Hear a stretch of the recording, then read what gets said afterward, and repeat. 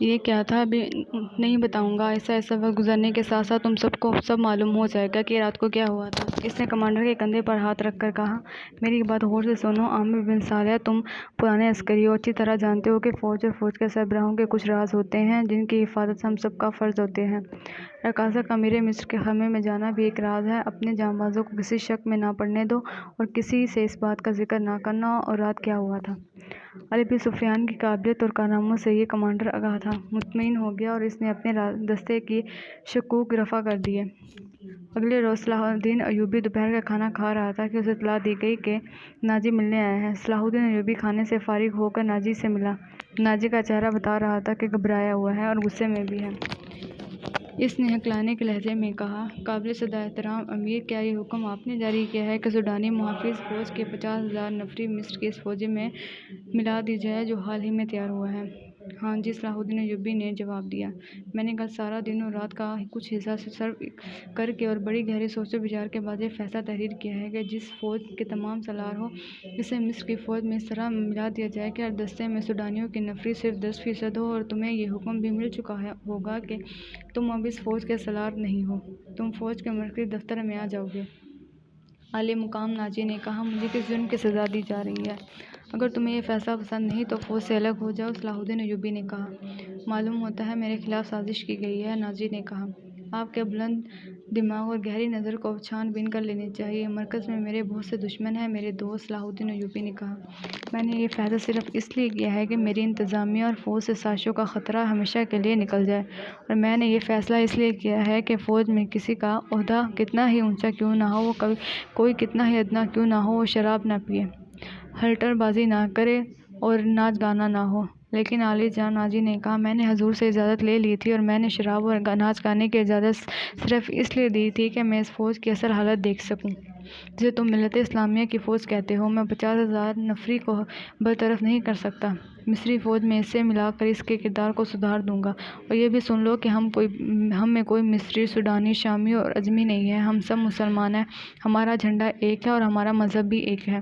میرے علی نے یہ تو سوچا ہوتا کہ میری حیثیت کیا رہ جائے گی جس کے تم اہل ہو، صلاح الدین ایوبی نے کہا۔ اپنے ماضی پر خود ہی نگاہ ڈالو، ضروری نہیں ہے کہ اپنی کارستانیوں کی داستان مجھ سے سنو۔ فوراً واپس جاؤ، اپنی فوج کی نفری، سامان، جانوروں، سامان خورد و نوش وغیرہ کے کاغذات تیار کر کے میرے نائب کے حوالے کر دو۔ 7 دن کے اندر اندر میرے حکم کی تعمیل مکمل ہو جانی چاہیے۔ ناجی نے کچھ کہنا چاہا لیکن صلاح الدین ایوبی ملاقات کے کمرے سے نکل گیا۔ یہ بات ناجی کے خفیہ حرم میں بھی پہنچ گئی تھی کہ زکوئی کو امیر مصر نے رات بھر کا شرف باریابی بخشا ہے۔ زکوئی کے خلاف حضرت کی آنکھ پہلے ہی پھیلی ہوئی تھی، اسے آئے ابھی بہت تھوڑا عرصہ گزرا تھا، لیکن ناجی پہلے روز سے ہی اسے اپنے ساتھ رکھنے لگا تھا، اسے ذرا سی دیر کے لیے بھی اپنے حرم میں نہیں جانے دیا تھا جہاں اس کی دل پسند ناچنے والی جوان لڑکیاں رہتی تھیں۔ زکوئی کو اس نے الگ کمرہ دیا ہوا تھا، انہیں یہ تو معلوم نہ تھا کہ ناجی اسے صلاح الدین ایوبی کے خلاف ٹرین کر رہا ہے اور وہ کسی بہت بڑے تخریبی منصوبے پر کام کر رہا ہے۔ یہ رقاصہ یہ دیکھ کر جل بھن گئی تھی کہ زکوئی نے ناجی پر قبضہ کر لیا ہے اور اس کے دل میں ان کے خلاف نفرت پیدا کر دی تھی۔ حرم کی 2 لڑکیاں زکوئی کو ٹھکانے لگانے کی سوچتی رہتی تھیں۔ اب انہوں نے دیکھا کہ زکوئی کو امیر مصر نے بھی اتنا پسند کیا ہے، اسے رات بھر اپنے خیمے میں رکھا ہے، تو وہ پاگل سی ہو گئی تھیں۔ اسے ٹھکانے لگانے کا واحد طریقہ قتل تھا۔ قتل کے 2 ہی طریقے ہو سکتے تھے، زہر یا کرائے کا قاتل جو اسے سودے میں قتل کرا دے۔ دونوں طریقے ممکن نہیں تھے کیونکہ زکوئی باہر نہیں جاتی تھی اور زہر دینے کے لیے اس تک رسائی نہیں ہو سکتی تھی۔ ان دونوں نے حرم کی سب سے چالاک ملازمہ کو اعتماد میں لے رکھا تھا، اسے انعام و کرام دیتی رہتی تھی۔ جب حسد کی انتہا ان کی آنکھوں میں خون اتر گیا تو انہوں نے اس ملازمے کا منہ مانگے انعام دینے کا لالچ دیا۔ یہ ملازمہ بڑی خراٹ تھی، اس نے کہا کہ سالار کی رہائش گاہ میں جا کر زکوئی کو زہر دینا ممکن نہیں، موقع محل دیکھ کر اسے خنجر سے قتل کیا جا سکتا ہے، اس کے لیے وقت چاہیے۔ اس نے وعدہ کیا کہ وہ زکوئی کی نقل و حرکت پر نظر رکھے گی، ہو سکتا ہے کہ کوئی موقع جلدی نکل آئے۔ اس جرائم پیشہ عورت نے یہ بھی کہا کہ اگر کوئی موقع نہ نکلا تو حشیشین کی مدد حاصل کی جائے گی، مگر وہ معاوضہ بہت زیادہ لیتے ہیں۔ دونوں لڑکیوں نے اسے یقین دلایا کہ زیادہ سے زیادہ معاوضہ دینے کو تیار ہیں۔ ناجی بہت غصے کے عالم میں اپنے کمرے میں ٹہل رہا تھا۔ زکوئی اسے ٹھنڈا کرنے کی بہت کوشش کر چکی تھی لیکن اس کا غصہ بھڑکتا جا رہا تھا۔ اب مجھے اس کے پاس جانے دیں، زکوئی نے 4تھی بار کہا تھا، میں اسے شیشے میں اتار لوں گا۔ بیکار ہے، ناجی نے گرج کر کہا۔ وہ کم وقت حکم نامہ جاری کر چکا ہے جس پر عمل بھی شروع ہو چکا ہے۔ مجھے اس نے کہیں کا نہیں رہنے دیا۔ اس پر تمہارا جادو نہیں چل سکا۔ مجھے معلوم ہے کہ میرے خلاف سے سازش کرنے والے لوگ کون ہیں۔ وہ میری ابھرتی ہوئی حیثیت سے حسد کرتے ہیں۔ میں امیر مصر بننے والا تھا۔ میں نے یہاں کے حکمرانوں پر حکومت کی ہے، حالانکہ میں معمولی سا سالار تھا۔ اب میں سالار بھی نہیں رہا۔ اس نے دربان کو اندر بلا کر کہا کہ عروش کو بلا کر لائے۔ اس کا ہمزاد و نائب عروش آیا۔ ناجی نے اس کے ساتھ بھی اسی موضوع پر بات کی۔ اسے وہ کوئی نئی خبر نہیں سنا رہا تھا۔ عروش کے ساتھ وہ صلاح الدین ایوبی کے نئے حکم نامے پر تفصیلی تبادلہ خیال کر چکا تھا، مگر دونوں اس کے خلاف کوئی کارروائی سوچ نہیں سکے تھے۔ اب اس کے دماغ میں کارروائی آ گئی تھی۔ اس نے عروش سے کہا، میں نے جوابی کارروائی سوچ لی ہے۔ کیا؟ بغاوت، ناجی نے کہا۔ عروش چپ چاپ اسے دیکھتا رہا۔ ناجی نے کہا، تم حیران ہو گئے ہو؟ کیا تمہیں شک ہے کہ یہ 50,000 سوڈانی فوج ہماری وفادار نہیں؟ کیا یہ صلاح الدین ایوبی کی نسبت مجھے اور تمہیں اپنا حاکم یہی خواہ نہیں سمجھتی؟ کیا تم اپنی فوج کو یہ کہہ کر بغاوت پر آمادہ نہیں کر سکتے کہ تمہیں مصری کا غلام بنایا جا رہا ہے اور مصر تمہارا ہے؟ عروش نے گہری سانس لے کر کہا، میں نے اس اقدام پر غور نہیں کیا تھا۔ بغاوت کا انتظام ایک اشارے پر ہو سکتا ہے، لیکن یہ مصر کی نئی سوچ بغاوت کو دبا سکتی ہے اور اس فوج کو مل سکتا ہے۔ حکومت سے ٹکر لینے سے پہلے ہمیں ہر پہلو پر غور کر لینا چاہیے۔ میں غور کر چکا ہوں، ناجی نے جواب دیا۔ میں عیسائی بادشاہوں کی مدد کے لیے بلاؤں گا۔ تم تیار ہو جاؤ، انہیں بہت دور جانا ہے۔ اور میری باتیں غور سے سن لو۔ زکوئی، تم اپنے کمرے میں چلی جاؤ۔ زکوئی اپنے کمرے میں چلی گئی اور وہ دونوں ساری رات اپنے کمرے میں بیٹھے رہے۔ صلاح الدین ایوبی نے دونوں فوجوں کو بلا کر 7 روز مقرر کیا۔ کاغذی کارروائی ہوتی رہی۔ ناجی پوری طرح تعاون کرتا رہا۔ 4 دن گزر گئے تھے۔ اسی دوران ناجی ایک بار پھر صلاح الدین ایوبی سے ملا، لیکن اس نے کوئی شکایت نہ کی۔ تفصیلی رپورٹ دے کر صلاح الدین ایوبی کو مطمئن کر دیا کہ 7ویں روز دونوں فوجیں ایک ہو جائیں گی۔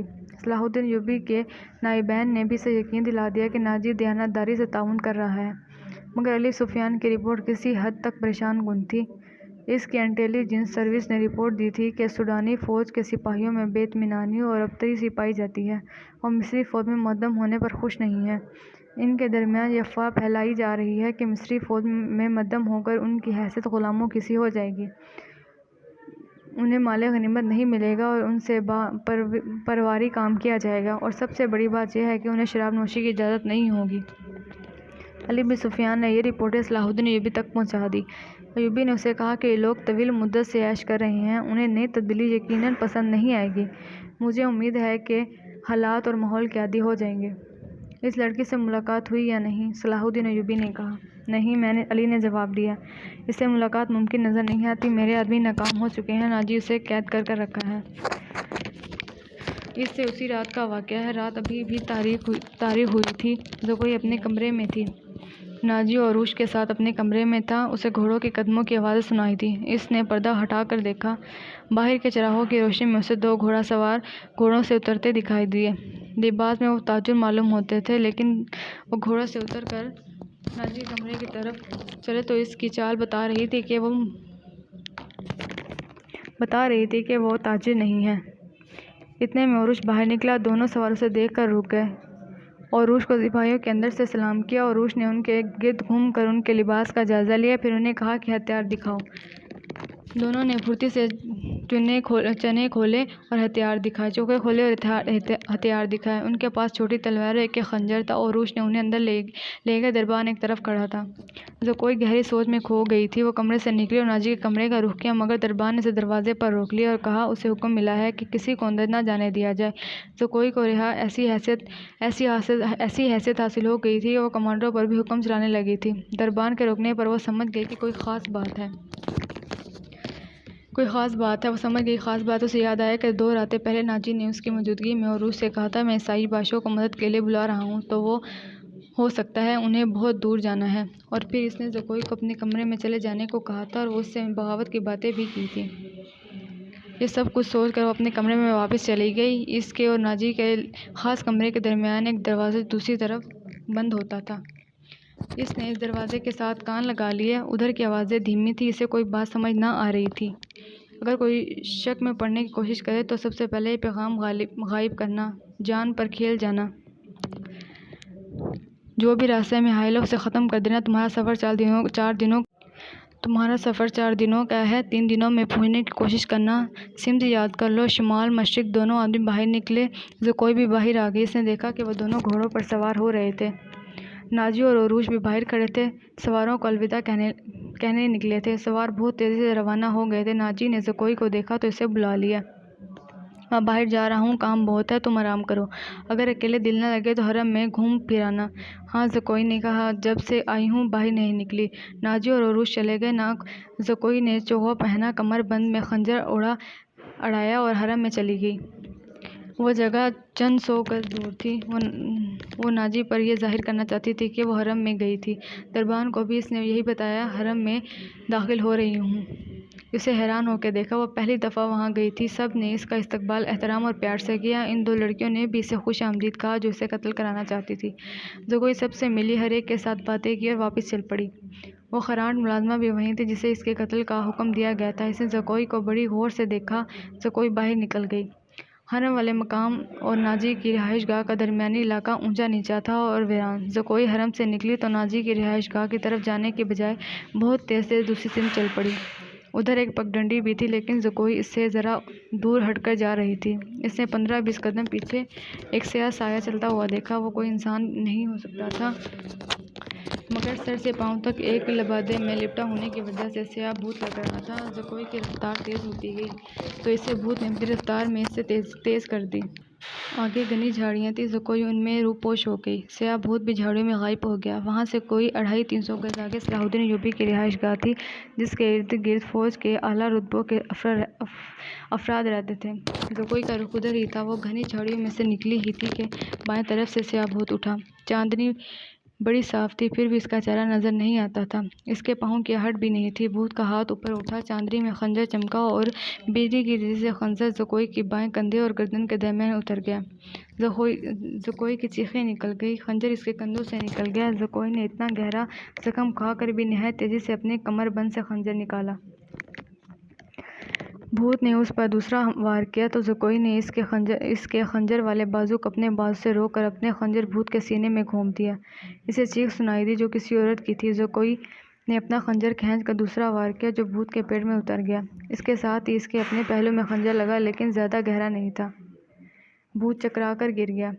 زکوئی نے یہ نہیں دیکھا کہ مجھ پر حملہ کرنے والا کون تھا۔ وہ دوڑ پڑی، اس کے جسم سے خون بہت تیزی سے بہہ رہا تھا۔ صلاح الدین ایوبی کا مکان اسے چاندنی میں نظر آنے لگا۔ آدھا فاصلہ طے کر کے اسے چکر آنے لگے، اس کی رفتار سست ہونے لگی۔ اس نے چلانا شروع کر دیا، علی ایوبی، علی ایوبی! اس کے کپڑے لال سرخ ہو گئے تھے اور وہ بڑی مشکل سے قدم گھسیٹ رہی تھی۔ اس کی منزل تھوڑی ہی دور رہ گئی تھی۔ جہاں تک پہنچنا اس کے لیے ممکن نظر نہیں آتا تھا۔ وہ مسلسل صلاح الدین ایوبی اور علی بن سفیان کو پکاری جا رہی تھی۔ قریب کہیں ایک گشتی پھر رہا تھا۔ اسے اس کی آوازیں سنائی دی تو وہ دوڑ کر پہنچا۔ زکوئی اس پر گر پڑی اور کہا، مجھے امیر مصر تک پہنچا دو، بہت جلد۔ اس کا خون دیکھ کر اسے پیٹھ پر لاد کر دوڑ پڑا۔ صلاح الدین ایوبی اپنے کمرے میں بیٹھا علی بن سفیان سے رپورٹ لے رہا تھا۔ اس کے 2 نائب موجود تھے۔ یہ رپورٹیں کچھ اچھی نہیں تھیں۔ علی بن سفیان نے بغاوت کے خدشے کا اظہار کیا تھا جس پر غور ہو رہا تھا۔ دربان گھبراہٹ کے عالم میں اندر آیا اور بتایا کہ ایک سپاہی ایک زخمی لڑکی کو اٹھائے باہر کھڑا ہے، کہتا ہے یہ لڑکی امیر مصر سے ملنا چاہتی ہے۔ یہ سنتے ہی علی بن سفیان کمان سے نکلتے ہوئے تیر کی طرح کمرے سے نکل گیا۔ اس کے پیچھے صلاح الدین دوڑا۔ اتنے میں لڑکی کو صلاح الدین ایوبی نے اپنے پلنگ پر لٹا دیا۔ ذرا سی دیر میں پلنگ پوش خون سے لال ہونے لگا۔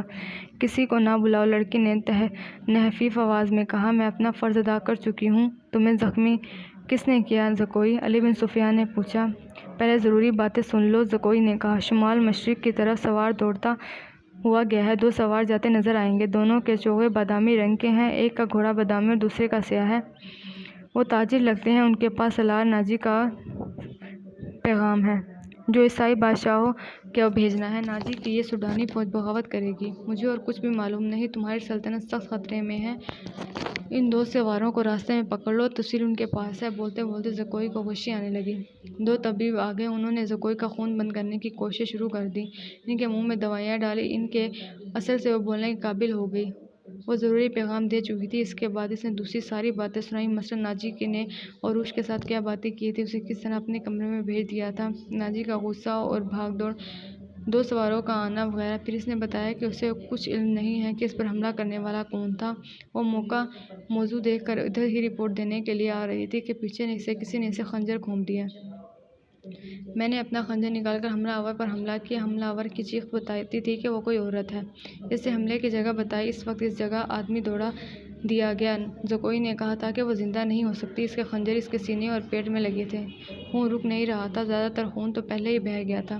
زکوئی نے صلاح الدین ایوبی کا ہاتھ پکڑا اور چوم کر کہا، اللہ آپ کو اور آپ کی سلطنت کو سلامت رکھے، آپ شکست نہیں کھا سکتے، مجھ سے زیادہ کوئی نہیں بتا سکتا کہ صلاح الدین ایوبی کا ایمان کتنا پختہ ہے۔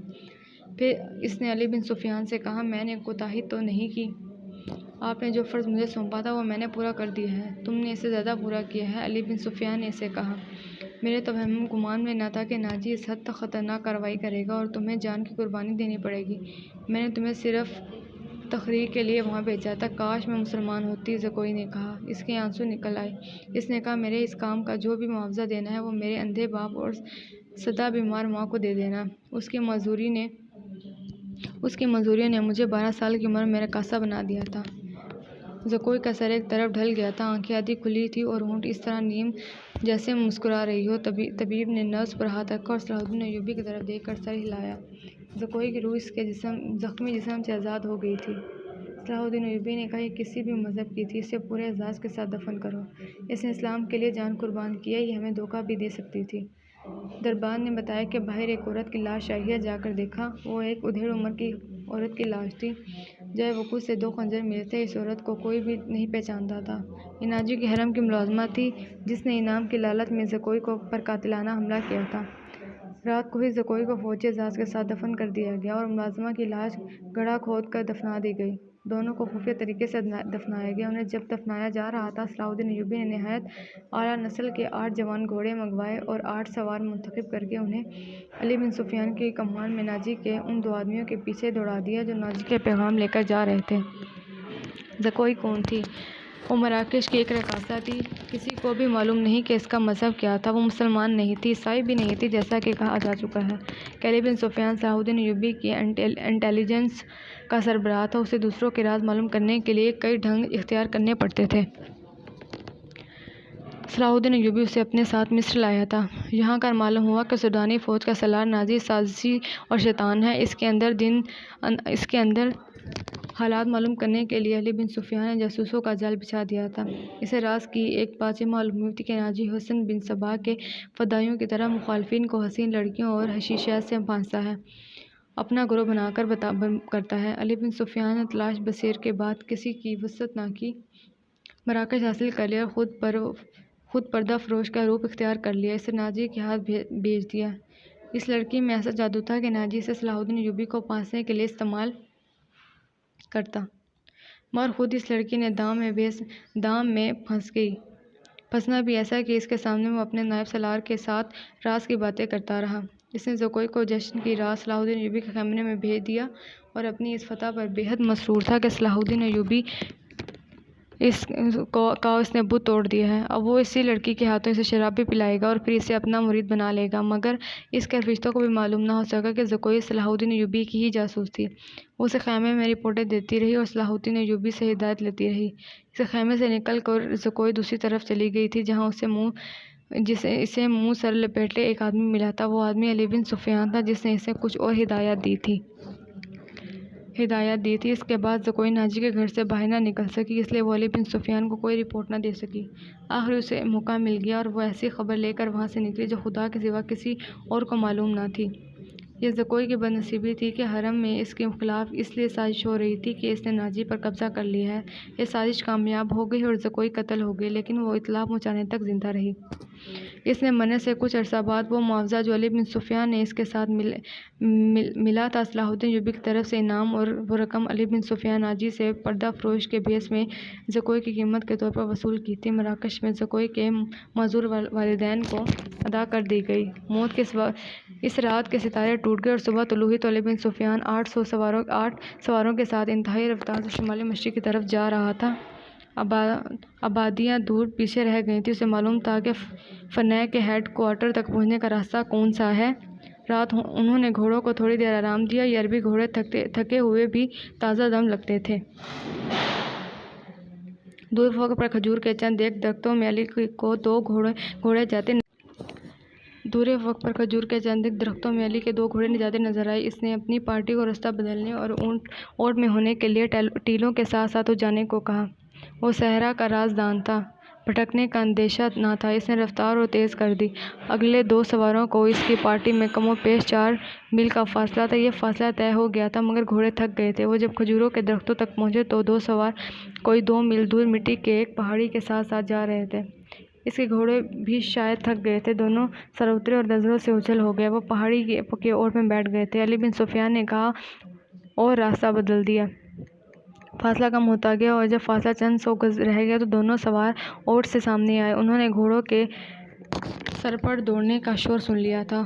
وہ دوڑ کر غائب ہو گئے۔ علی بن سفیان نے گھوڑوں کو ایڑ لگائی۔ تھکے ہوئے گھوڑوں نے وفاداری کا ثبوت دیا اور رفتار تیز کر دی۔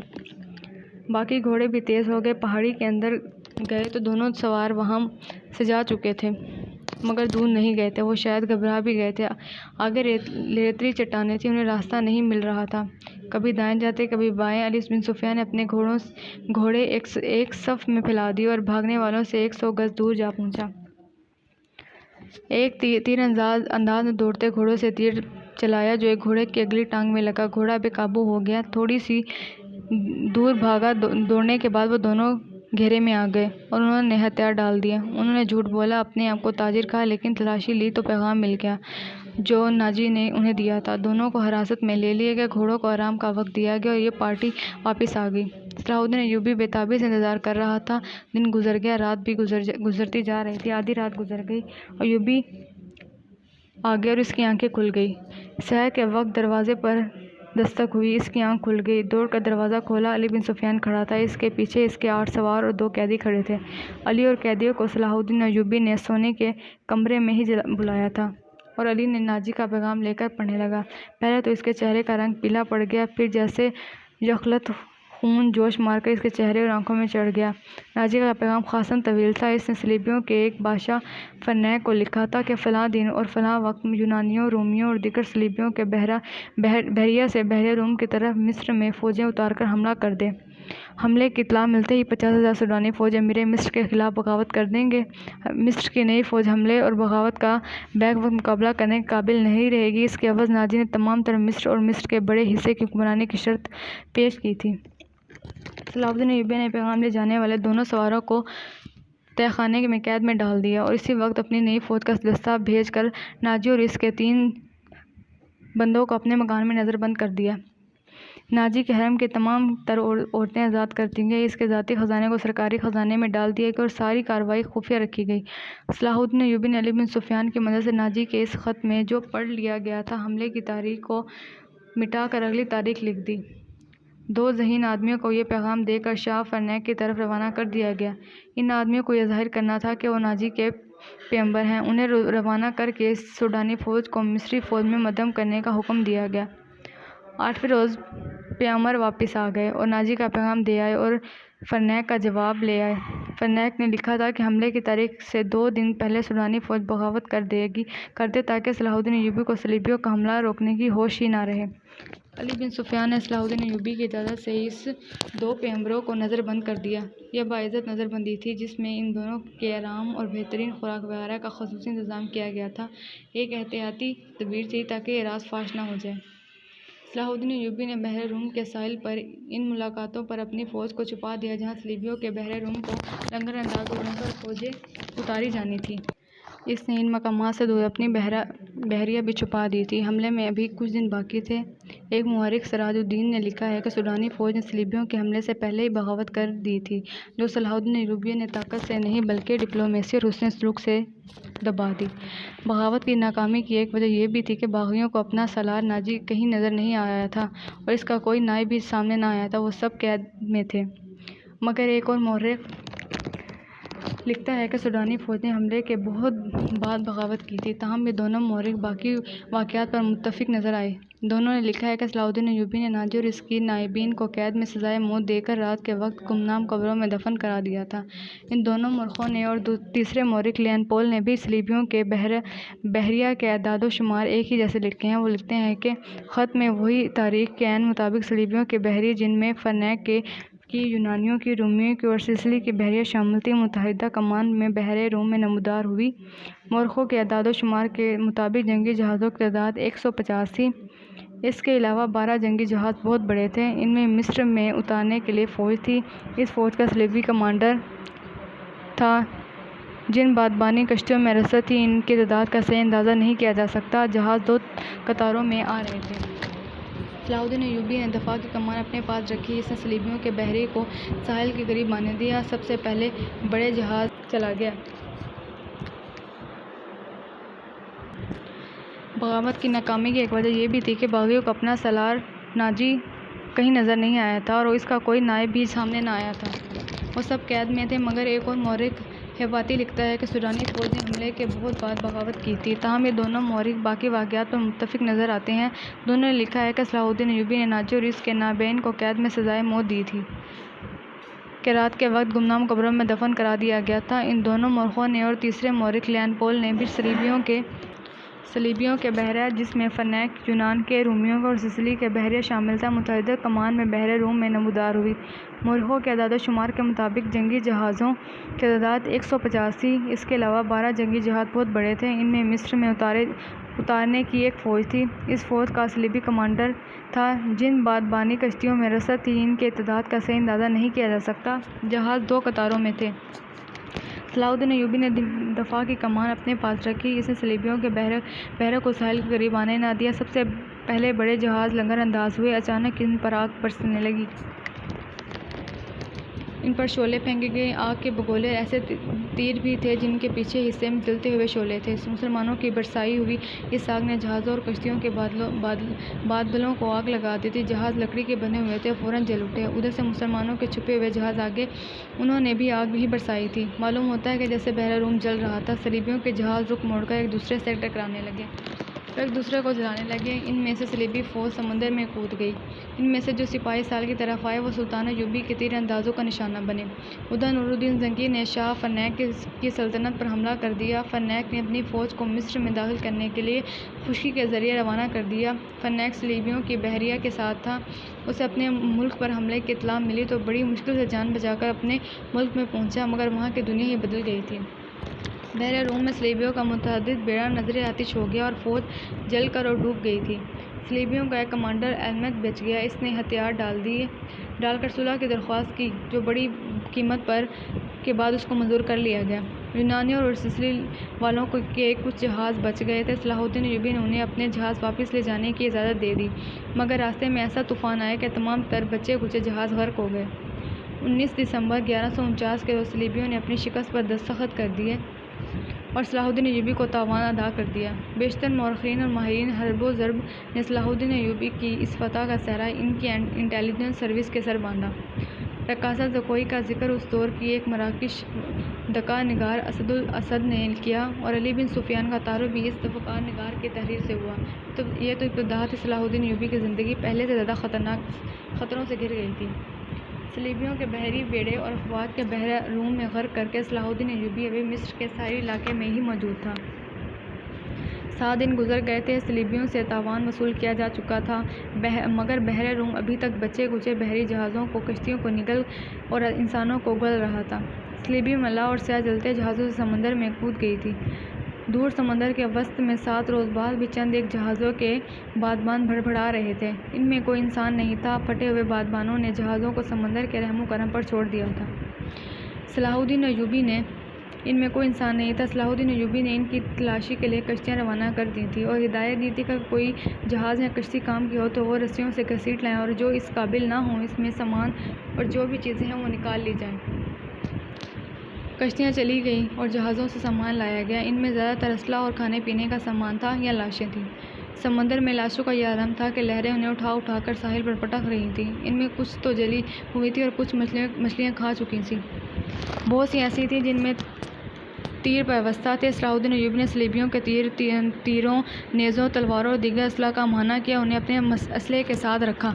زندہ لوگ بھی تختوں اور ٹوٹی پھوٹی کشتیوں پر تیرتے ہوئے بھی سمندر سے باہر آ رہے تھے۔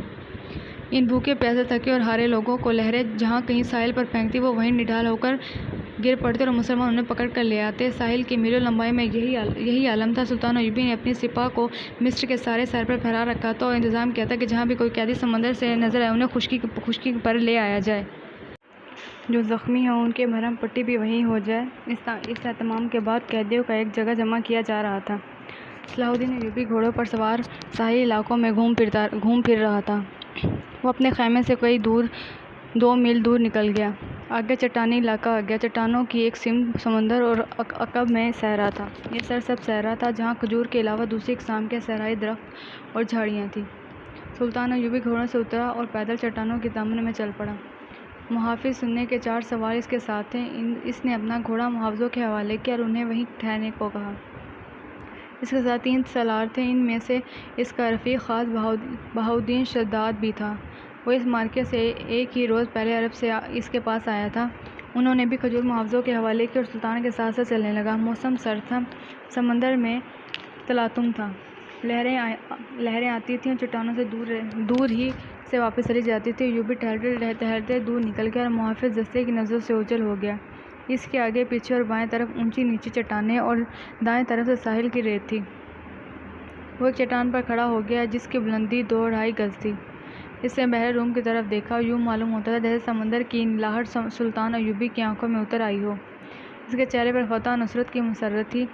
وہ اس کی گردن کچھ زیادہ ہی تن گئی تھی۔ اس نے ناک سکیڑ کر کپڑا ناک پر رکھ دیا اور بولا، قلعہ قطن ہے۔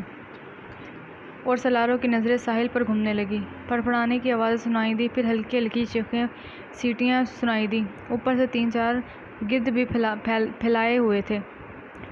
پھیلتے ہوئے نظر آ رہے تھے۔ چٹانیں کی اوٹ میں جدھر ساحل تھا اتر گئے تھے۔ ایوبی نے کہا، لاشیں ہیں۔ ادھر گیا تو 15-20 گز دور 3 لاشیں کھائی جا رہی تھیں۔ ایک گدھ ایک کھوپڑی کو پنجوں سے دبوچ کر اڑ رہا تھا۔ وہ ایک فضا میں چکر کاٹتا کھوپڑی کے پنجوں سے چاٹ رہا تھا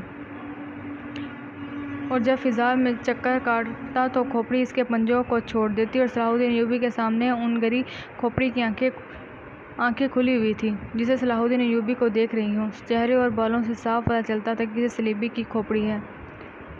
ایوبی کچھ دیر کھوپڑی کو دیکھتا رہا، پھر اس نے ان سالاروں کو دیکھ کر کہا، ان لوگوں کی کھوپڑیاں مسلمانوں کی کھوپڑیوں سے بہتر ہیں۔ یہ ان کھوپڑیوں کا کمال ہے کہ ہماری خلافت عورت اور شراب کی وجہ سے ہے۔ صلیبی چوہوں کی طرح سلطنت اسلامیہ کو ہڑپ کرتے جا رہی ہیں، ایک سالار نے کہا، اور ہمارے بادشاہ انہیں جزیرہ دے رہے ہیں۔ فلسطین پر صلیبی قابض ہے۔ سلطان، کیا ہم امید رکھ سکتے ہیں کہ ہم فلسطین سے انہیں نکال سکیں گے؟ خدا کی ذات سے مایوس نہ ہو شہزاد، صلاح الدین ایوبی نے کہا۔ ہم روک سکتے ہیں۔ کیا تم میں سے کوئی سوچ بھی سکتا تھا کہ کفار کے اتنے بڑے بحری بیڑے کو تم اتنی تھوڑی طاقت سے نذر آتش کر کے ڈبو سکو گے؟ تم نے شاید اندازہ نہیں کیا کہ بیڑے میں جو لشکر آ رہا تھا وہ سارے مصر پر مکھیوں کی طرح چھا جاتا۔ اللہ نے ہمیں ہمت دی اور ہم نے کھلے میدان میں انہیں بلکہ صرف گھات لگا کر اس لشکر کو سمندر کی تہہ میں گم کر دیا۔ مگر میرے دوستو، حملہ جو اندر سے ہوتا ہے اسے تم اتنی آسانی سے نہیں روک سکتے۔ جب تمہارا اپنا بھائی تم پر وار کرے گا تو تم پہلے یہ سوچو گے کہ کیا تم واقعی بھائی نے وار کیا ہے۔ تمہارے بازو میں اس کے خلاف تلوار اٹھانے کی طاقت نہیں ہوگی۔ اگر تلوار اٹھاؤ گے اور اپنے بھائی سے تیغ آزمائی کرو گے تو تم دشمن موقع غنیمت جان کر دونوں کو ختم کر دو گے۔ وہ آہستہ آہستہ ساحل پر چٹان کے ساتھ ساتھ جا رہا تھا۔ چلتے چلتے رک گیا، جھک کر ریت سے کچھ اٹھایا اور ہتھیلی پر رکھ کر سب کو دکھایا۔ یہ ہتھیلی جتنی بڑی سلیب تھی سیاہ لکڑی کی بنی ہوئی تھی۔ اس کے ساتھ ایک مضبوط دھاگا تھا۔ اس نے ان لاشوں کے بکھرے ہوئے اعضاء کو دیکھا جنہیں گدھ کھا رہے تھے، پھر کھوپڑی کو دیکھا جو گدھ کے پنجوں میں اس کے سامنے گری تھی۔ وہ تیز قدم اٹھاتا کھوپڑی تک گیا۔ 3 گدھ کھوپڑی کی ملکیت پر لڑ رہے تھے۔ صلاح الدین ایوبی کو دیکھ کر پرے چلے گئے۔ سلطان ایوبی نے صلیبی کھوپڑی پر رکھ دی اور دوڑ کر اپنے سالاروں سے جا ملا۔ کہنے لگا، میں نے صلیبیوں کے ایک قیدی افسر سے باتیں کی تھیں۔ اس کے گلے میں بھی صلیب تھی۔ اس نے بتایا کہ صلیبی لشکر میں جو بھرتی ہوتا ہے اس کے منہ پر ہاتھ رکھ کر حلف لیا جاتا ہے کہ وہ صلیب کے نام پر جان کی بازی بھی لگا دے گا۔ اور وہ روئے زمین سے آخری مسلمان کو بھی ختم کر کے دم لے گا۔ اس حلف کے بعد ہر لشکری کے گلے میں سلیب لٹکا دی جاتی ہے۔ یہ سلیب مجھے ریت سے ملی ہے، معلوم نہیں کہ کس کی ہے، میں نے اس کھوپڑی پر رکھ دی تاکہ اس کی روح سلیب کے بغیر نہ رہے۔ اس نے سلیب کی خاطر جان دی ہے، سپاہی کو سپاہی کے حلف کا احترام کرنا چاہیے۔ سلطان شہزاد نے کہا، یہ تو آپ کو معلوم ہے کہ صلیبی یروشلم کے مسلمان باشندوں کو کتنا اچھا احترام کر رہے ہیں۔ وہاں سے مسلمان بیوی بچوں کو ساتھ لے کر بھاگ رہے ہیں، ہماری بیٹیوں کی آبروئیں لوٹی جا رہی ہیں، ہمارے قیدیوں کو انہوں نے ابھی تک نہیں چھوڑا، مسلمان جانوروں کی سی زندگی بسر کر رہے ہیں۔ کیا ہم ان عیسائیوں سے انتقام نہیں لیں گے؟ انتقام نہیں، صلاح الدین ایوبی نے کہا، ہم فلسطین لیں گے، مگر فلسطین کے راستے میں ہمارے اپنے حکمران حائل ہیں۔ وہ چلتے چلتے رک گیا اور بولا، کفار نے صلیب پر ہاتھ رکھ کر سلطنت اسلامیہ کے خاتمے کا حلف اٹھایا تھا۔ میں نے اپنے اللہ کے حضور کھڑے ہو کر اور ہاتھ اپنے سینے پر رکھ کر قسم کھائی تھی کہ فلسطین ضرور لوں گا اور سلطنت اسلامیہ کی سرحدیں افق تک لے جاؤں گا۔ مگر میرے رفیقہ، مجھے اپنی تاریخ کا مستقبل کچھ روشن نظر نہیں آ رہا۔ ایک وقت تھا کہ عیسائی بادشاہ تھے اور ہم جنگجو، اب ہمارے بزرگ بادشاہ بنتے جا رہے ہیں اور عیسائی جنگجو۔ دونوں قوموں کا رجحان دیکھ کر میں کہہ رہا ہوں کہ ایک وقت آئے گا جب مسلمان بادشاہ بن جائیں گے، مگر عیسائی ان پر حکومت کریں گے۔ مسلمان اسی میں بدمست رہیں گے کہ ہم بادشاہ ہیں، آزاد ہیں، مگر وہ آزاد نہیں ہوں گے۔ میں فلسطین لے لوں گا، مگر مسلمانوں کا رجحان بتا رہا ہوں کہ وہ فلسطین کنواں بیٹھیں گے۔ عیسائیوں کو کھوپڑی بڑی تیز ہے، 50,000 سوڈانی لشکر کو کون پال رہا تھا؟ ہماری خلافت اپنی آستین میں ناجی نام کا سانپ پالتی رہی۔ میں پہلا امیر مصر ہوں جس نے دیکھا ہے کہ لشکر ہمارے لیے نہ صرف بیکار ہے بلکہ خطرناک بھی۔ اگر ناجی کا خط پکڑا نہ جاتا تو آج ہم سب اس لشکر کے ہاتھوں مارے جا چکے ہوتے۔ اس کے قیدی ہوتے اچانک ہلکا سا سناٹا سنائی دیا۔ وہ ایک تیر صلاح الدین ایوبی کے دونوں پاؤں کے درمیان ریت میں گڑا۔ جدھر سے تیر آیا تھا اس طرف سلطان ایوبی کی پیٹھ تھی۔ سالاروں میں سے بھی ایک نے وہاں دیکھا۔ سب نے رک کر اس طرف دیکھا جدھر سے تیر آیا تھا، ادھر نوکیلی چٹانیں تھیں۔ تینوں سالار اور صلاح الدین ایوبی دوڑ کر ایک ایسی چٹان کی اوڑ میں گئے جو دیوار کی طرح عمودی تھی۔ انہیں توقع تھی کہ وہ بھی تیر آئیں گے۔ تیروں کے سامنے میدان میں کھڑے رہنا کوئی بہادری نہیں تھی۔ منہ میں انگلیاں رکھ کر زور سے سیٹی بجائی محافظ دستہ باپر پہنچ گیا۔ ان کے گھوڑوں کے سر پر سنائی دے رہی تھی۔ ان کے ساتھ ہی تینوں سالار اس طرف دوڑ پڑے جس طرف سے تیر آ رہا تھا۔ وہ بکھر کر چٹانوں پر چڑھ گئے۔ چٹانیں زیادہ اونچی نہیں تھیں، صلاح الدین ایوبی بھی ان کے پیچھے تھا۔ ایک سالار نے اسے دیکھ لیا اور کہا، سلطان آپ سامنے نہ آئیں، مگر سلطان ایوبی رکا نہیں۔ محافظ پہنچ گئے۔ صلاح الدین ایوبی نے انہیں کہا، ہمارے گھوڑے یہیں چھوڑ دو اور چٹانوں کے پیچھے جاؤ، ادھر سے ایک تیر آیا ہے، جو کوئی نظر آئے اسے پکڑ لو۔ سلطان ایوبی چٹان کے اوپر گیا تو اسے اونچی نیچی چٹانیں دور دور تک پھیلی ہوئی نظر آئیں۔ وہ اپنے سالاروں کو ہاتھ لیے پھیلی طرف اتر آیا اور ہر طرف گھوم پھر کر اور چٹانوں پر چڑھ کر دیکھا، کسی انسان کا نشان تک نظر نہ آیا۔ محافظ چٹانی علاقوں کے اندر اوپر اور ادھر ادھر گھوڑے دوڑا رہے تھے۔ صلاح الدین ایوبی نیچے اتر کر وہاں گیا جہاں ریت میں تیر گڑا ہوا تھا۔ اس نے اپنے رفیقوں کو بلایا اور تیر پر ہاتھ مارا۔ تیر گڑبڑ۔ سلطان ایوبی نے کہا، دور سے آیا ہے اس لیے پاؤں میں لگا ہے، ورنہ گردن میں پیٹھ میں لگتا، ریت میں بھی زیادہ نہیں اترا۔ میں نے تیر اٹھا کر دیکھا اور کہا، صلیبیوں کا ہے، حشیشین کا نہیں۔ سلطان کی جان خطرے میں ہے، ایک سالار نے کہا، اور ہمیشہ خطرے میں رہے گی۔ صلاح الدین ایوبی نے ہنس کر کہا، میں بحر روم میں کفار کی وہ کشتیاں دیکھنے نکلا تھا جو ملاحوں کے بغیر ڈوب رہی تھیں، مگر میرے عزیز دوستو، کبھی نہ سمجھنا کہ صلیبیوں کی کشتی ڈوب رہی ہو۔ وہ پھر آئیں گے، گھٹاؤں کی طرح گرجتے آئیں گے اور ہمارے پاس آئیں گے، لیکن وہ زمین کے نیچے سے اور پیٹھ کے پیچھے سے ہی وار کریں گے۔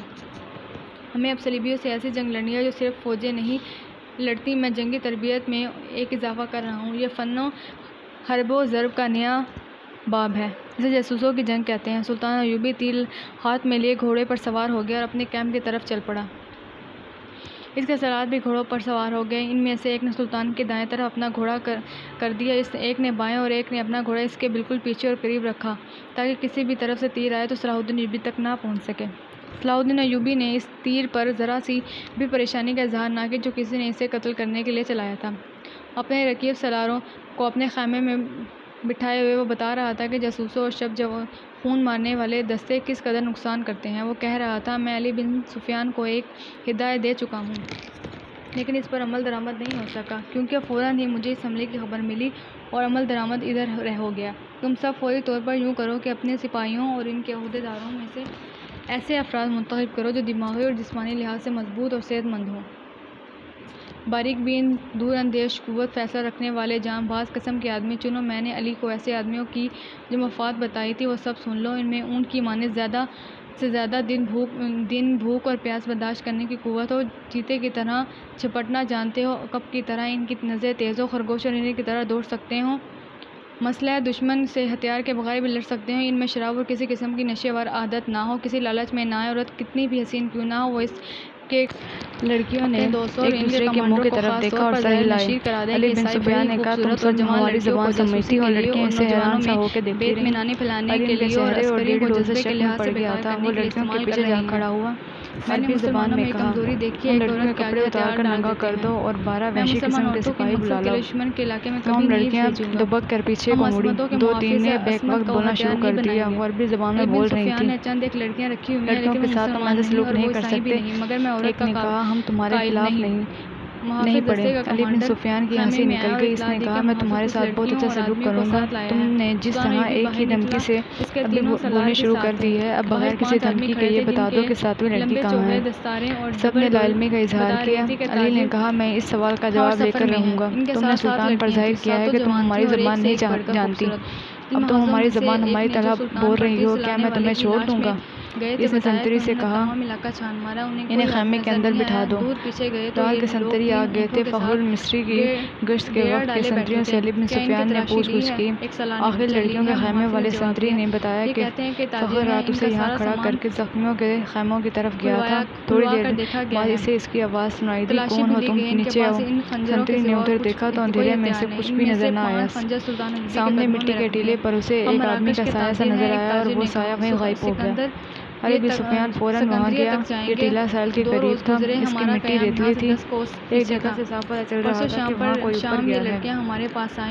وہاں زمین پر 2 قسم کے پاؤں کے نشان تھے، ایک نشان تو مرد کا تھا جس نے فوجیوں والا جوتا پہن رکھا تھا، دوسرا نشان چھوٹے جوتے کا تھا اور زنانہ لگتا تھا، زمین کچی اور ریتلی تھی، زنانہ نشان جدھر سے آیا تھا علی بن سفیان ادھر کو چلا گیا، نشان اسے اس خیمے تک لے گیا جہاں موقع رابن سے ملی تھی، اس نے خیمے کا پردہ اٹھایا اور اندر چلا گیا، اس کے چہرہ شناس نگاہ سے زخمی قیدیوں کو دیکھا، سب کے چہرے مہاجر سمندر میں کودنے لگے، رابن بیٹھا ہوا تھا، اس نے علی بن سفیان کو دیکھا اور فوراً ہی کرانے لگا جیسے اسے درد کا اچانک دورہ پڑا ہو۔ علی نے اسے کندھے سے پکڑ کر اٹھا لیا اور خیمے سے باہر لے گیا، اس سے پوچھا رات کو ایک قیدی لڑکی اس خیمے میں آئی تھی، کیوں آئی تھی؟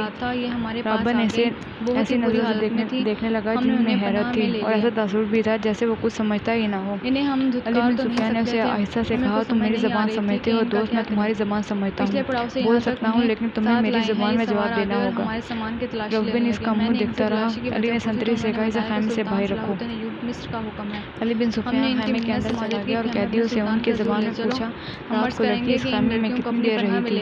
اپنے آپ کو اذیت میں نہ ڈالو، سب چپ رہے، مگر ایک اور دھیمی سے ایک زخمی نے بتا دیا کہ لڑکی خیمے میں آئی تھی اور رابن کے پاس بیٹھی یا لیٹی رہی تھی، یہ زخمی سمندر میں جلتے جہاز سے کودا تھا، اس نے آگ کا بھی اور پانی کا بھی چہرہ دیکھا تھا، وہ اتنا زخمی نہیں تھا جتنا خوفزدہ تھا، وہ کسی اور مصیبت میں پڑنے کے لیے تیار نہیں تھا۔ اس نے بتایا کہ اسے یہ معلوم نہیں کہ رابن اور لڑکی کے درمیان کیا باتیں ہوئی، لڑکی کون تھی، اسے یہ بھی معلوم نہیں تھا کہ رابن کا عہدہ کیا تھا، وہ اس کے صرف نام سے واقف تھا، اسے یہ بھی بتا دیا کہ رابن اس کیمپ میں آنے تک بالکل تندرست تھا، یہاں آ کر وہ اس طرح کرانے لگا جیسے اسے اچانک کسی بیماری کا دورہ پڑ گیا ہو۔ علی بن سفیان ایک محافظ کی رہنمائی میں ان 5 آدمیوں کو دیکھنے چلا گیا جو تاجروں کے روپ میں کچھ دور خیمہ زن تھے، محافظہ نے انہیں الگ بٹھا رکھا تھا، علی کو انہوں نے پہلی اطلاع یہ دی تھی کہ ان کے پاس کل 2 اونٹ تھے مگر آج ایک ہی ہے، یہ اشارہ کافی تھا، وہ اس سوال کا کوئی تسلی بخش جواب نہ دے سکے کہ دوسرا اونٹ کہاں ہے۔ دوسرے اونٹ کے پاؤں کے نشان مل گئے۔ علی بن سفیان نے انہیں کہا کہ تمہارا جرم معمولی چوری چکاری نہیں ہے، تم ایک پوری سلطنت اور اس کے تمام تر آبادی کے لیے خطرہ ہو، اس لیے میں تم پر ذرا بھر رحم نہیں کروں گا۔ کیا تم تاجر ہو؟ ہاں، سب نے صحیح لا کر کہا، ہم تاجر ہیں جناب، ہم بھی گناہ ہیں۔ علی بن سفیان نے کہا اپنے ہاتھوں کی الٹی طرف میرے سامنے کرو۔ پانچوں نے ہاتھ الٹے کر کے آگے کر دیے۔ علی نے سب کے ہاتھ، بائیں ہاتھ کے انگوٹھے اور شہادت کی انگلی کے درمیانی جگہ کو دیکھا مجھ پر اعتماد ہے تو میں انہیں اسلام اور ایک آدمی کو کلائی سے پکڑ کر گھسیٹ لیا۔ اسے کہا، کمان اور ترکش کہاں چھپا رکھی ہے؟ اس آدمی نے معصوم بننے کی بہت کوشش کی۔ علی بن سفیان سلطان ایوبی کے ایک محافظ کو اپنے بات بلا کر اس کے بائیں ہاتھ کی الٹی طرف سے دکھائی۔ اس کے انگوٹھے کے الٹی طرف اس جگہ جہاں انگوٹھا ہتھیلی کے ساتھ ملتا ہے، یعنی جہاں جوڑ ہوتا ہے، وہاں ایک نشان تھا۔ ایسا نشان اس آدمی کے انگوٹھے کے جوڑ پر بھی ہوتا ہے۔ علی نے اسے اپنے محافظ کے مطابق بتایا، یہ سلطان کا بہترین تیر انداز ہے اور یہ نشان اس کا ثبوت ہے کہ یہ تیر انداز ہے۔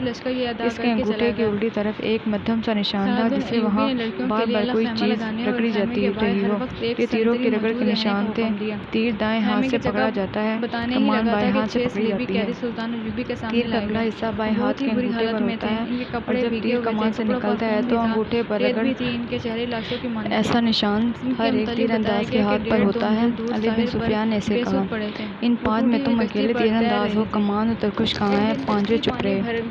علی نے ان پانچ میں سے ایک کو پکڑ کر محافظ سے کہا، اس کو اس دردناک کے ساتھ باندھ دو۔ اسے کھجور کے درخت کے ساتھ کھڑا کر کے باندھ دیا گیا۔ علی نے اپنے تیر انداز کے کان میں کچھ کہا۔ تیر انداز نے کندھے سے کمان اتار کر اس میں تیر رکھے اور درخت سے بندھے ہوئے آدمی کا نشانہ لے کر تیر چھوڑا۔ تیر سے آدمی کی دائیں آنکھ میں اتر گیا، وہ تڑپنے لگا۔ علی نے باقی چار سے کہا، اس نے ساتوں لڑکیوں کو غور سے دیکھا اور تم کہتے ہو جو صلیب کی خاطر اس طرح تڑپ کر جان دینے کو تیار ہے، اس کی طرف دیکھو۔ انہوں نے دیکھا، وہ آدمی چیخ رہا تھا، تڑپ رہا تھا، اس کی آنکھوں سے خون بری طرح بہہ رہا تھا۔ میں تم سب سے وعدہ کرتا ہوں، علی بن سفیان نے کہا، کہ باعزت طریقے سے تم سب کو سمندر پار بھیج دوں گا۔ دوسرے اونٹ پر کون گیا ہے؟ کہاں گیا ہے؟ تمہارا اپنا ایک کماندار ہمارا ایک اونٹ ہم سے چھین کر لے گیا ہے، ایک آدمی نے کہا۔ وہ ایک لڑکی بھی ہے، علی بن سفیان نے کہا۔ تھوڑی ہی دیر بعد علی بن سفیان کے فن نے ان سے اعتراف کروا لیا کہ وہ کون ہے اور کیا ہے، مگر انہوں نے یہ جھوٹ بولا کہ لڑکی رات خیمے سے بھاگ آئی تھی اور اس نے بتایا ہے کہ صلاح الدین ایوبی نے رات اسے اپنے خیمے میں رکھا تھا۔ اس نے شراب بھی رکھی تھی اور لڑکی کو بھی پلائی تھی، اور لڑکی گھبراہٹ اور خوف کے عالم میں آئی تھی۔ اس کے تعاقب میں فخر المصری نام کا ایک کماندار آیا اور اس نے جب لڑکی کی باتیں سنی تو اسے ہمارے اونٹ پر بٹھا کر زبردستی لے گیا۔ انہوں نے وہ تمام بہتان علی بن سفیان کو سنائے جو لڑکی نے سلطان ایوبی پر لگائے تھے۔ علی نے مسکرا کر کہا، تم 5 تربیت یافتہ عسکری اور تیر انداز اور ایک آدمی تم سے لڑکی بھی لے گیا اور اونٹ بھی۔ اس نے انہی کی نشاندہی پر زمین میں دبائی ہوئی کمان اور ترکش بھی نکلوائی۔ ان چاروں کو خیمہ گاہ میں بھجوا دیا گیا۔ پانچواں آدمی تڑپ کر مر چکا تھا۔ اونٹ کے پاؤں کے نشان صاف نظر آ رہے تھے۔ علی بن سفیان نے نہایت سرعت سے 10 سوار بلائے اور انہیں اپنی کمان میں لے کر اس طرف روانہ ہو گیا جدھر اونٹ گیا تھا۔ مگر اونٹ کی روانگی اور اس کے تعاقب میں علی بن سفیان کی روانگی میں 14-15 گھنٹوں کا فرق تھا۔ اونٹ تیز تھا اور اسے آرام کی بھی زیادہ ضرورت نہیں تھی۔ اونٹ پانی اور خوراک کے بغیر 6-7 دن تر و تازہ رہ سکتا ہے۔ اس کے مقابلے میں گھوڑوں کا راستے میں کئی بار آرام، پانی اور خوراک کی ضرورت تھی۔ ان عناصر نے تعاقب ناکام بنا دیا۔ اونٹ نے 14-15 گھنٹوں کا فرق پورا نہ ہونے دیا۔ فخر المصری نے تعاقب کی پیش نظر قیام بہت کم کیا تھا۔ علی بن سفیان کو راستے میں صرف ایک چیز ملی، یہ ایک تھیلا تھا۔ اس نے رک کر تھیلا اٹھایا، کھول کر دیکھا، اس میں کھانے پینے کی چیزیں تھیں۔ اسی تھیلے میں ایک اور تھیلا تھا، اس میں بھی وہی چیزیں تھیں۔ علی بن سفیان کے سونگنے کی تیز سیسنے سے بتا دیا کہ ان اشیاء میں حشیش ملی ہوئی ہے۔ راستے میں اسے 2 جگہ ایسے آثار ملے تھے جن سے پتہ چلتا تھا کہ یہاں اونٹ رکا ہے اور سوار یہاں بیٹھے ہیں۔ کھجور کی گٹلیاں، پھلوں کے بیج اور چھلکے بھی بکھرے ہوئے تھے۔ تھیلے نے اسے شک میں ڈال دیا۔ اس کے ذہن میں یہ شک نہ آیا کہ فخر المصری کو حشیش کے نشے میں لڑکی اپنے محافظ کے طور پر ساتھ لے جا رہی ہے۔ تاہم اس نے تھیلا اپنے پاس رکھا، مگر تھیلے کی تلاشی اور قیام نے وقت ضائع کر دیا تھا۔ فخر المصری اور مومن منزل پر نہ بھی پہنچے اور راستے میں پکڑے بھی جاتے تو کوئی فرق نہ پڑتا۔ سلطانی لشکر میں ناجیو اور عروش اور ان کے ساتھی جو زہر پھیلا چکے تھے وہ اثر کر گیا تھا۔ اور 2750 خلافت کے وہ فوجی سربراہ جو برائے نام جرنیل اور دراصل حاکم بنے ہوئے تھے۔ سلطان صلاح الدین ایوبی کا ایک ناکام امیر اور بیکار حاکم ثابت کرنا چاہتے تھے۔ مسلمان حکمران حرم میں ان لڑکیوں کے اسیر ہو گئے تھے جن میں بیشتر عیسائی و یہودی تھی۔ ان کے نام اسلامیت ہے، حکومت کا کاروبار خود ساختہ افسر چلا رہے تھے، منمانی اور عیش و عشرت کر رہے تھے۔ انہیں چاہتے تھے کہ صلاح الدین ایوبی جیسا کوئی مذہب پسند اور قوم پرست قوم کو جگا دے اور حکمرانوں اور سلطانوں کو حرم کی جنت سے باہر لا کر حقائق کی دنیا میں لے آئے۔ سلطان ایوبی کے پہلے ملکوں سے جو اس نے اپنے چچا شیر کو کی قیادت میں لڑے تھے، یہ لوگ جان چکے تھے اگر یہ شخص اقتدار میں آ گیا تو اسلامی سلطنت کو مذہب اور اخلاقیات کی پابندیوں میں جکڑ لے گا۔ لہٰذا انہوں نے ہر وہ داؤ کھیلا جو سلطان ایوبی کو چاروں شانے چت کرا سکتا تھا۔ انہوں نے در پردہ صلیبیوں سے تعامل کیا اور ان کے جاسوسوں اور تخریب کاروں کے لیے زمین ہموار کی اور ان کے راستے میں چٹانیں کھڑی کی۔ اگر نور الدین زنگی نہ ہوتا تو آج نہ صلاح الدین ایوبی کا تاریخ میں نام ہوتا، نہ آج نقشے پر اتنے زیادہ اسلامی ممالک نظر آتے۔ نور الدین زنگی نے فدا سے اشارے پر بھی سلطان ایوبی کو مدد نہیں بھیجی۔ صلیبیوں نے مصری فوج کے سوڈانیوں کے بلاوے پر بحر روم سے حملہ کیا تو نور الدین زنگی نے اطلاع ملتے ہی خشکی پر صلیبیوں کی ایک مملکت پر حملہ کر کے ان کے اس لشکر کو میں بے اطمینانی پھیلانے کے لیے اور عسکریوں کو جذبے کے لحاظ سے بیکار کرنے کے لیے استعمال کر رہے ہیں۔ میں نے مسلمانوں میں ایک کمزوری دیکھی ہے کہ عورت کے آگے ہتھیار ڈال دیتے ہیں۔ میں مسلمان عورتوں کو ان مقصد کے لیے دشمن کے علاقے میں کبھی نہیں بھیجوں گا۔ ہم عصمتوں کے محافظ ہیں، عصمت کو ہتھیار نہیں بنائیں گے۔ علی بن سفیان نے چند ایک لڑکیاں رکھی ہوئی ہیں لیکن وہ مسلمان نہیں اور وہ عیسائی بھی نہیں، مگر میں عورت کا قائل نہیں۔ محافظ دستے کا کمانڈر خیمے میں آیا اور اطلاع دی کہ محافظ کچھ لڑکیوں اور آدمیوں کو ساتھ لایا ہے۔ سلطان ایوبی باہر نکلا، اس کے تینوں سالار بھی ساتھ تھے۔ باہر 5 آدمی کھڑے تھے جن کے لمبے چوغے دستاریں اور ڈبل ڈول بتا رہی تھی کہ تاجر اور سفر میں ہیں۔ ان کے ساتھ 7 لڑکیاں تھیں، 7 جوان تھیں اور ایک سے ایک بڑھ کر خوبصورت۔ ان محافظوں میں سے ایک نے جو سلطان پر تیر چلانے والے کی لاش میں گئے تھے بتایا کہ انہوں نے تمام علاقہ چھان مارا، انہیں کوئی آدمی نظر نہیں آیا۔ دور پیچھے گئے تو یہ لوگ 3 اونٹوں کے ساتھ ڈیرا ڈالے بیٹھے تھے۔ کیا ان کی تلاشی لی ہے؟ ایک سالار نے پوچھا۔ لی ہے، محافظ نے جواب دیا۔ یہ کہتے ہیں کہ تاجر ہیں، ان کا سارا سامان کھلوا کر دیکھا گیا ہے، تلاشی بھی لی گئی، ان کے پاس ان خنجروں کے سوا اور کوئی ہتھیار نہیں۔ ان میں سے 5 خنجر سلطان ایوبی کے قدموں میں رکھ دیے۔ ہم مراکش کے تاجر ہیں، ایک تاجر نے کہا۔ سکندریہ تک جائیں گے۔ 2 روز گزرے، ہمارا قیام یہاں سے 10 کوس پیچھے تھا۔ پرسوں شام یہ لڑکیاں ہمارے پاس آئیں، ان کے کپڑے بھیگے ہوئے تھے۔ انہوں نے بتایا کہ یہ سسلی کے رہنے والی ہیں۔ انہیں عیسائی فوج کا کمانڈر گروہ سے پکڑ کر ساتھ لے آیا اور ایک بحری جہاز میں جا سوار کیا۔ ان کے ماں باپ غریب ہیں، یہ کہتی ہیں کہ بے شمار جہاز اور کشتیاں چل پڑیں۔ لڑکیوں والے جہاز میں چند اور کمانڈر قسم کے آدمی تھے، ان کی فوج تھی۔ وہ ان سب لڑکیوں کے ساتھ شراب پی کر عیش و عشرت کرتے رہے۔ یہ ساحل کے قریب آئے تو جہاز پر آگ کے گولے گرنے لگے، تمام لوگ جہاز سے سمندر میں کودنے لگے۔ ان لڑکیوں کو انہوں نے کشتی میں بٹھا کر جہاز سے سمندر میں اتار دیا۔ یہ بتاتی ہیں کہ انہیں کشتی چلانی نہیں آتی۔ کشتی سمندر میں ڈولتی اور بھٹکتی رہی، پھر ایک روز خود ہی ساحل سے آ لگی۔ ہمارا قیام ساحل کے ساتھ تھا، یہ ہمارے پاس آ گئیں، بہت ہی بری حالت میں تھیں۔ ہم نے انہیں پناہ میں لے لیا۔ انہیں ہم دھتکار تو نہیں سکتے تھے، ہمیں کچھ سمجھ نہیں آ رہی تھی کہ ان کا کیا کریں۔ پچھلے پڑاؤ سے یہاں تک انہیں ساتھ لائے ہیں۔ یہ سوار آ گئے اور ہمارے سامان کی تلاشی لینے لگے۔ میں نے ان سے تلاشی کی وجہ پوچھی تو انہوں نے بتایا کہ سلطان صلاح الدین ایوب مصر کا حکم ہے۔ ہم نے ان کی منت سماجت کی کہ ہمیں اپنے سلطان کے حضور لے چلو، ہم عرض کریں گے کہ ان لڑکیوں کو اپنی پناہ میں لے لیں، ہم سفر میں ہیں، انہیں کہاں کہاں لیے پھریں گے۔ لڑکیوں سے پوچھا تو وہ سلسلی کی زبان بول رہی تھی، وہ دوڑی دوڑی سی لگتی تھی۔ ان میں سے 2-3 اکٹھی ہی بولنے لگی۔ صلاح الدین ایوبی نے تاجروں سے پوچھا کہ ان کی زبان کون سمجھتا ہے؟ ایک نے بتایا کہ صرف میں سمجھتا ہوں۔ یہ التجا کر رہی ہیں کہ سلطان انہیں پناہ میں لے لیں۔ کہتی ہیں کہ ہم تاجروں کے قافلے کے ساتھ نہیں جائیں گے، کہیں ایسا نہ ہو کہ راستے میں ڈاکو ہمیں اٹھا کر لے جائیں۔ ادھر جنگ بھی ہو رہی ہے، ہر طرف عیسائیوں اور مسلمانوں کے سپاہی بھاگتے دوڑتے پھر رہے ہیں۔ ہمیں سپاہیوں سے بہت ڈر آتا ہے۔ ہمیں جب گھروں سے اٹھایا گیا تو ہم سب کنواری تھیں۔ ان فوجوں نے بحری جہاز میں ہمیں طوائفیں بنا کے رکھا تھا۔ ایک لڑکی نے کچھ کہا تو ان کی زبان جاننے والے تاجر نے سلطان ایوبی سے کہا، یہ کہتی ہے کہ ہمیں مسلمانوں کے بادشاہ تک پہنچا دو، ہو سکتا ہے ان کے مالک کے دل میں رحم ہو۔ ایک اور لڑکی بول پڑی، اس کی آواز دھندلیائی ہوئی تھی۔ تاجر نے کہا، یہ کہتی ہے کہ ہم عیسائی سپاہیوں کے حوالے نہ کیا جائے۔ ہم مسلمان ہو جائیں گے بشرطیہ کوئی اچھی حیثیت والا مسلمان میرے ساتھ شادی کر لے۔ 2-3 لڑکیاں پیچھے کھڑی منہ چھپانے کی کوشش کر رہی تھیں۔ ان کے چہرے پر گھبراہٹ تھی، بات کرتے شرماتی یا ڈرتی تھیں۔ صلاح الدین ایوبی نے تاجر سے کہا، انہیں کہو کہ یہ عیسائیوں کے پاس نہیں جانا چاہتی، ہم انہیں اسلام قبول کرنے پر مجبور نہیں کر سکتے۔ لڑکی جو کہہ رہی ہے کہ مسلمان ہو جائیں گے بشرطیہ کوئی مسلمان اس کے ساتھ شادی کرے، اسے کہو کہ اسلام قبول کرنے میں کوئی شرط نہیں ہوتی، کیونکہ یہ خوف اور مجبوری کے عالم میں اسلام قبول نہیں کیا جاتا۔ انہیں بتاؤ کہ انہیں مجھ پر اعتماد ہے تو میں انہیں اسلام کی بیٹیوں کی طرح پناہ میں لے لیتا ہوں۔ اپنے دارالحکومت میں جا کر یہ انتظام کروں گا کہ انہیں عیسائی راہبوں یا کسی پادری کے ساتھ بھجوا دوں۔ پادری یروشلم میں ہوں گے۔